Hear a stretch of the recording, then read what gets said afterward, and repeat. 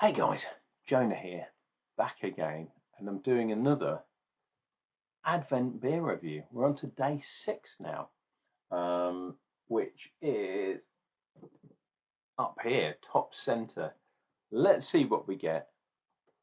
We'll have a bit of a chat, and we'll drink some beer. If you're not drinking beer, I want to know why. Right. Oh. Wow. As usual, bit difficult to get into this bad boy. Oh. Gonna have to break into that next one. Jesus, it's getting so difficult because of the shoddy.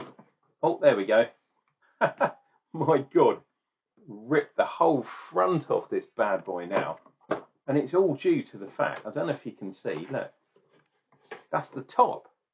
That bit is meant to be up here, but shoddy packaging. Anyway, I'm pleased to see this is a 440, and it is dual, and it just says hashtag IPA. And what does that say? Can we read that? It's focusing on my face more than anything else. Let's see what it says. It says the formidable IPA from Dual City, punchy hoppiness, crispy and fruity. This one is in a very, very small, there we go, focuses on there, almost 6%, 5.9% on that bad boy. I'm liking this. This looks proper. What have we got in there? We have got barley. That is about it. It doesn't say wheat and oats and all that kind of jazz. Boom. Where are they? Norway? No, Denmark. Denmark. So we got the old Viking influence, but it's a Danish beer. I should always remember this, but I don't. So let us see what we get. Ooh, I'm glad I did a pressure test on this bad boy because it is pretty fizzy. Not surprised because it's a big beer. 2-0. Even smells nice, which is cool. Get this bad boy into a glass. The only problem with this glassware is it's very small. So when you get a big can, and this is the second can, which is cool. So day 6, and I've had 2, which is cool. And the gang. There we go. Move in there a little bit. Oh, move that in so we can see. Chum on. Okie dokie. That is an old school IPA, which is cool. Over a finger, not quite 2. Oh, fluffy white head. The carbonation is quite mellow. It's in there, but it's not, that you can see, nice and clear. So this is more of a kind of West Coast style, which is cool because everyone goes for hazy bad boys. Half of them aren't even IPAs. This one is an IPA, and it's an old school IPA. Hop wise, maybe Citra, maybe Mosaic. I'm sure it's reasonably traditional West Coast style. Let's dive in. Cheers and beers to you all.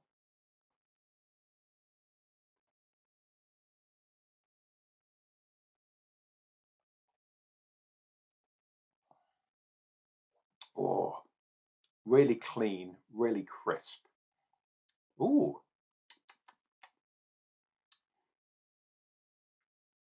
That's interesting. So, it's fruity, tiny bit juicy too. I wouldn't be surprised if there was a touch of Simcoe in there.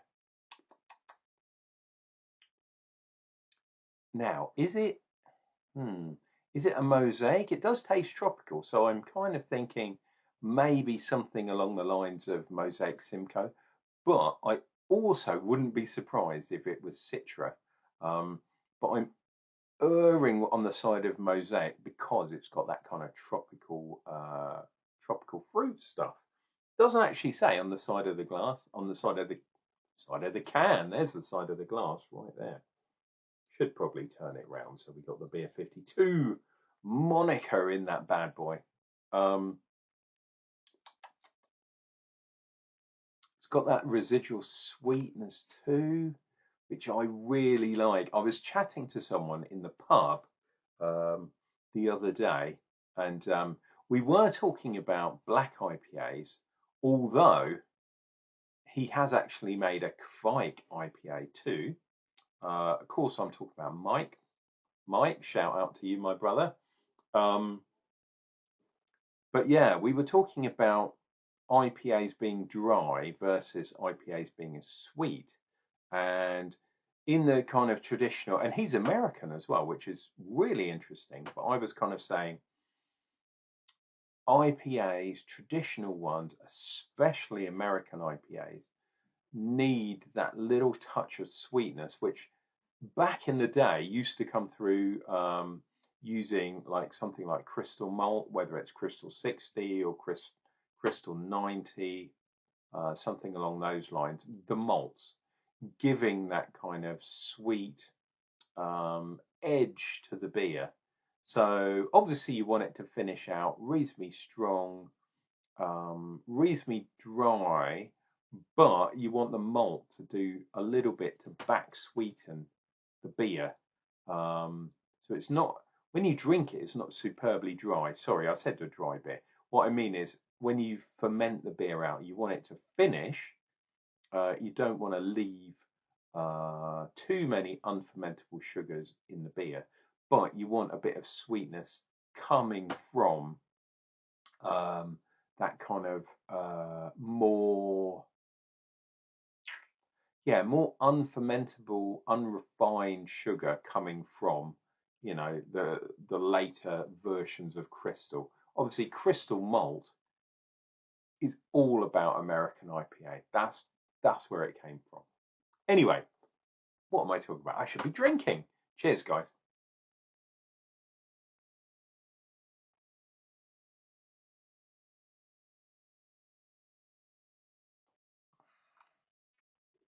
Oh, that is a really, really nice example of an American style IPA, not a hazy bad boy, but we're talking kind of West Coast or the modern interpretation of West Coast because of the hops used. I'm pretty sure that they're not traditional.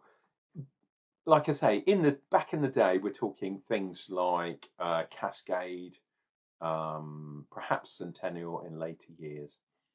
I don't think they're in this beer. Beginning to taste some sugariness on my lips, which is really nice. Nice to see.